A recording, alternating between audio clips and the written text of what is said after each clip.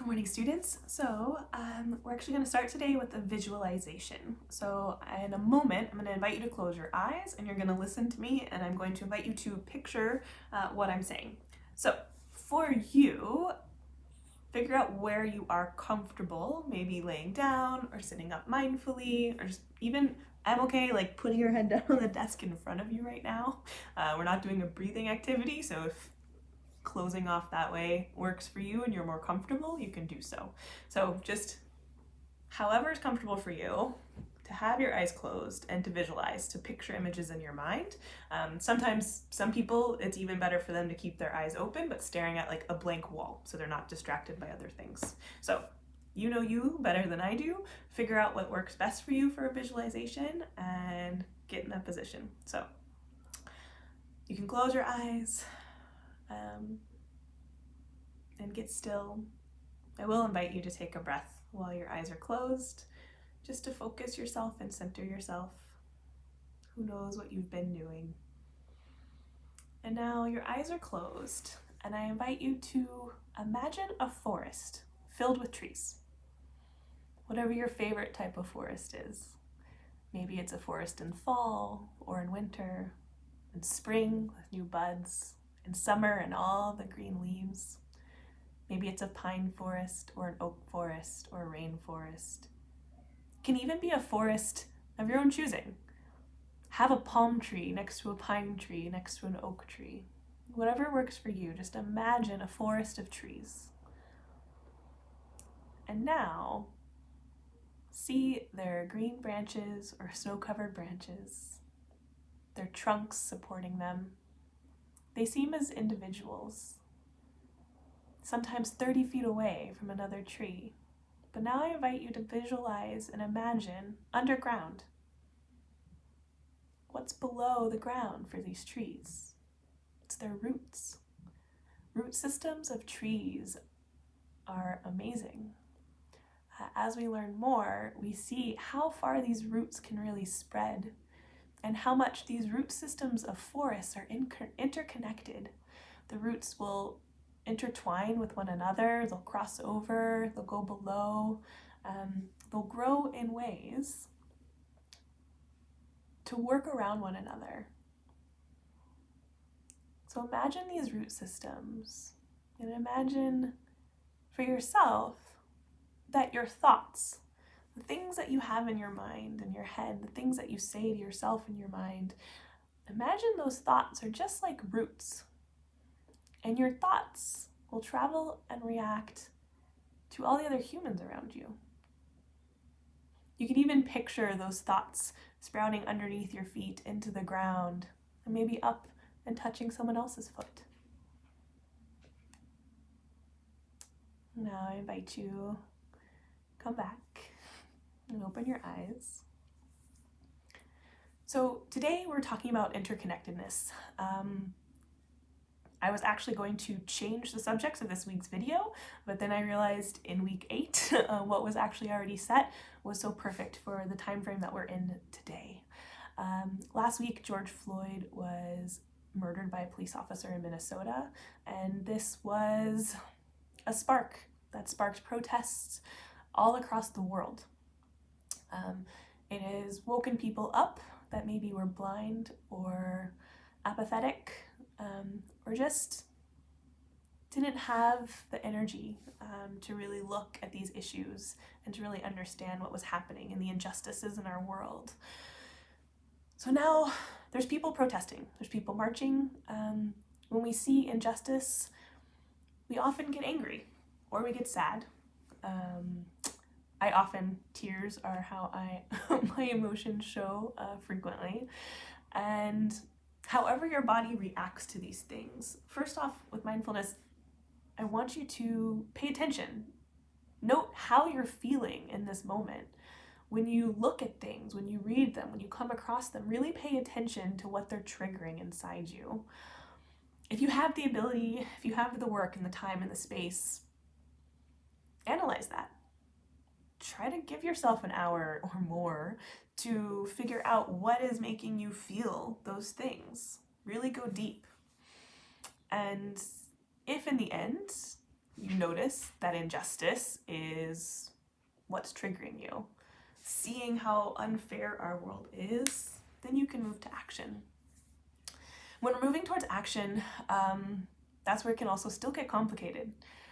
Protesting is a beautiful way of acting, standing up, shouting for what's right, peacefully protesting, boycotting things, writing letters to officials.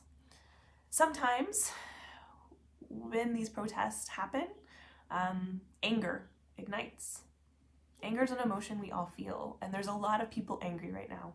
One way or the other, anger is what's triggering something within a lot of people. And a lot of times when we're angry, how do we act?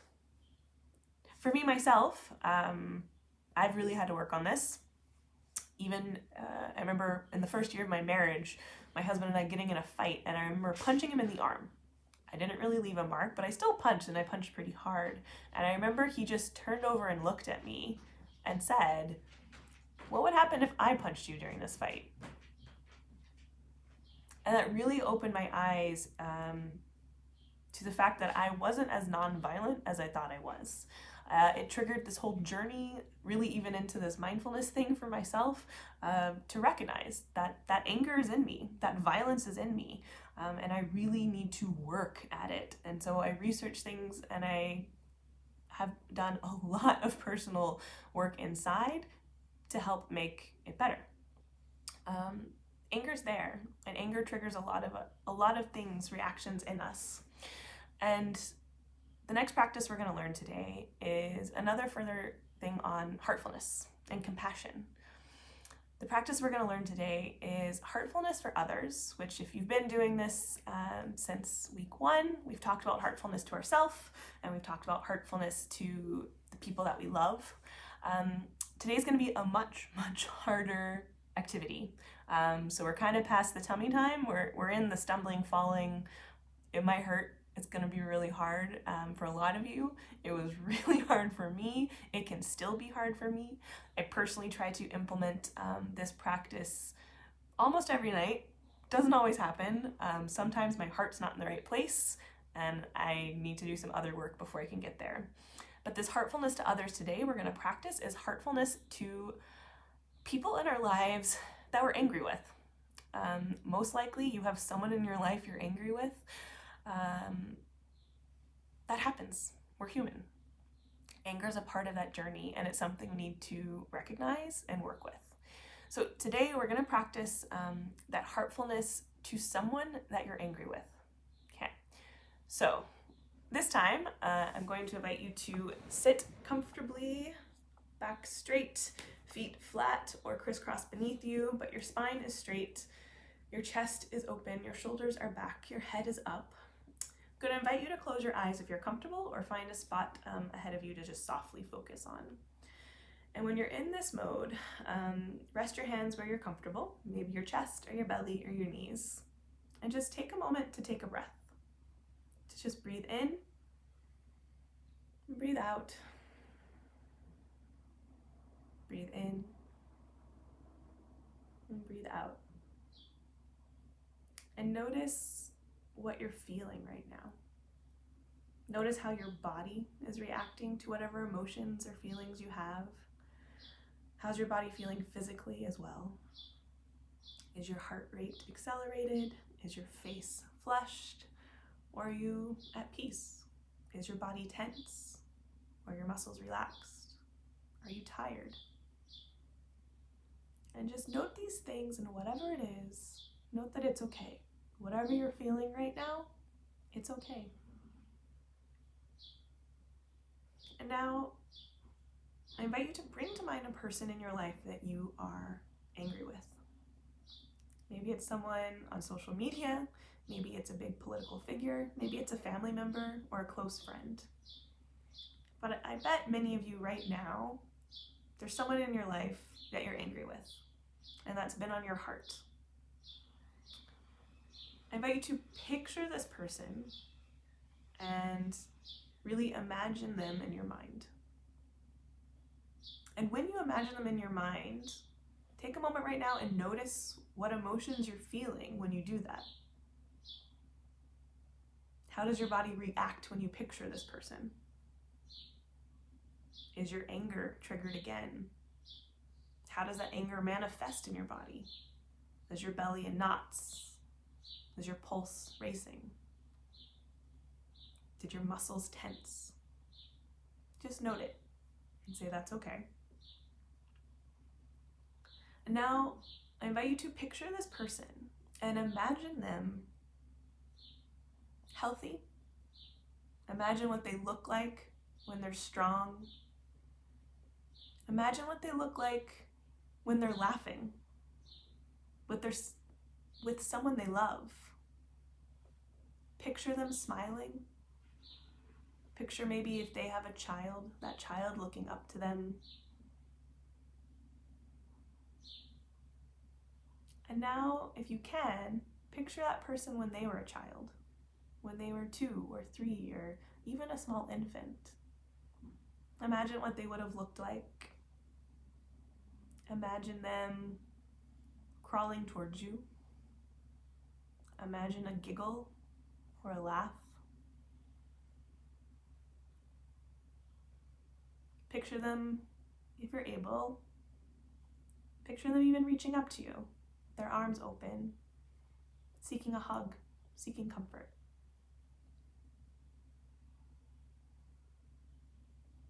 And now, if you're ready and if you're able, I invite you to say these following words to that person in your mind. I wish for you to be healthy. I wish for you to be happy. I wish for you to be peaceful. I wish for you to have joy in your life.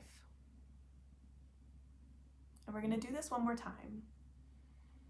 And note not only what you're feeling when you say this, try to imagine what that person would feel. I wish for you to be healthy. I wish for you to be happy. I wish for you to be peaceful.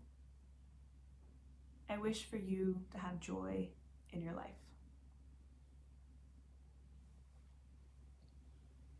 You might notice you are still upset with this person and you still feel anger, and that's okay. We can't wish these things away, but you might notice that your feelings have softened and maybe they've given you the space to figure a way to compassionately respond. Because remember, mindfulness isn't about getting rid of reacting to our emotions. It's not about not feeling our emotions. It's just helping us to give the space that we can choose how to respond.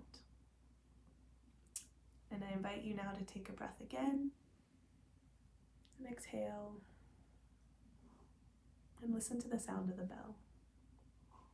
Listen to the whole sound, and when you cannot hear the sound, you can open your eyes.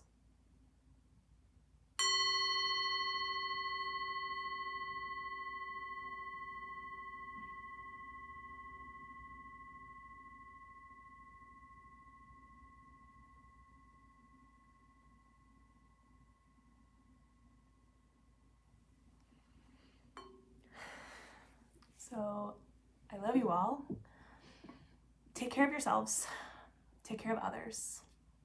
Remember, you are loved, and so are they. Have a good week, and I'll see you next week.